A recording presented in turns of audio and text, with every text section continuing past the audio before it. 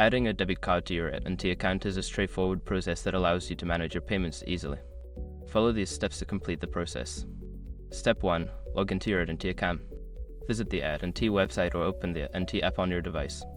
Enter your login credentials to access your account dashboard. Step 2. Navigate to payment options.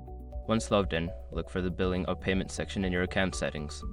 Click on it to view your current payment methods. Step 3. Select Add Payment Method.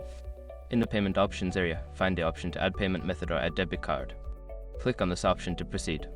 Step 4. Enter debit card information. Fill in the required fields with your debit card details, including the card number, expiration date, and security code. Ensure all information is accurate to avoid any issues. Step 5. Save changes. After entering your debit card information, review it for accuracy and click on the Save or Submit button. You should receive a confirmation that your debit card has been added successfully. Now you can easily manage your payments with your new debit card on AT&T. If you encounter any issues, consider reaching out to AT&T customer support for assistance.